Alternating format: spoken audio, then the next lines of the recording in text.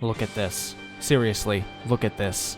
Look at how many Pokemon there are through generations 1 and 7. It's ridiculous. There is no wonder that the National Dex eventually had to get cut, because with the small team that GameFreak actually has to work with, this would be an absolutely astounding amount of work for anyone to do.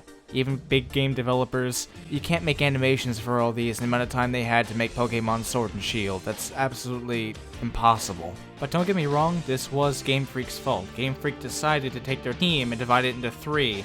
One team working on Ultra Sun, Ultra Moon, one working on Town, and one working on Sword and Shield. The ones who were working on Sword and Shield were sorely lacking in manpower. They can't work on all those animations themselves, and by the time that Ultra Sun and Ultra Moon were done, they got kinda screwed.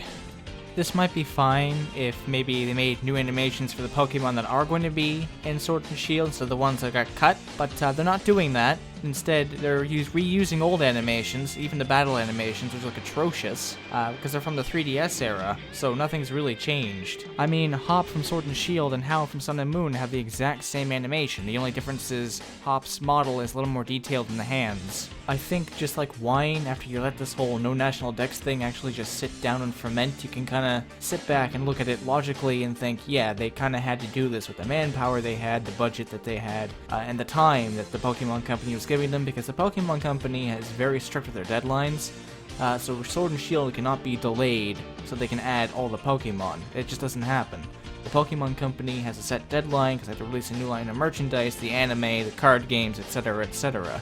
And thanks to the Pokemon Company, the slogan might as well change from GottaCashEmAll to GottaCashEmAll, using their Dialga to stay in Generation 1 so they can keep milking Kanto, because that's all they want to do. Kanto is the most profitable region, it has the highest grossing revenue of any other generation, followed quickly by Generation 2, but because Generation 1 made them so much to begin with, that's the one they want to focus on. Generation 1 alone sold 45 million units, and then Pokemon Gold and Silver only sold 29 million. I'm not counting the decimals, sorry. And that's the most that they've ever sold, so of course they're going to stick with Generation 1 and give that all the special pampering, because they want to remind you, these games exist, go back and play the originals, and make us more money.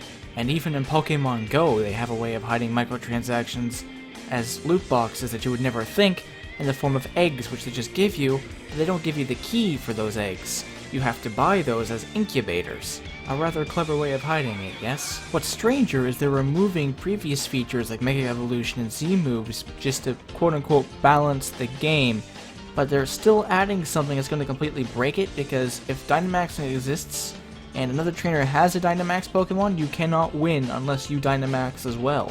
Mega Evolution, you at least stood a chance. And if you were really going to need to balance the game, do what you did with Dynamaxing and limit the number of turns that a Pokemon can be Mega Evolved, and don't make it so that they're still Mega Evolved upon switching in. Boom, bam, done. Make it so that you have to select one and you can't use all 3 in a battle, so you can only Mega Evolve, or you can only use a Z-move, or you can only Dynamax. Again, boom, bam, done, balanced, nice and easy. The only reason they're saying that they're cutting these things out, for the sake of quote-unquote balancing, is because they're lazy, and they don't want to reintroduce something that they had to put more code into.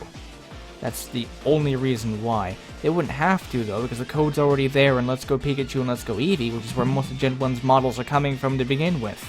And Dynamaxing as a mechanic on its own is very safe and boring and not very exciting.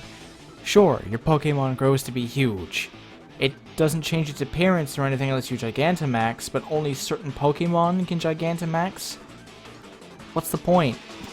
This is just a lazy way for you to put in a new mechanic into a game and say, here you go. It only lasts 3 turns, have fun. Regardless of this, let me know what you think down below, because I'm very interested to hear your opinions, and I do read them, I promise. Be sure to leave a like in this video if you enjoyed it, comment down below what your thoughts are. They're probably going to be way more interesting than mine could ever hope to be, trust me, I'm not very interesting. Subscribe to see more of my content a couple times a week, and I hope to see all you beautiful people in the next video. And have a happy October, folks. Stay safe.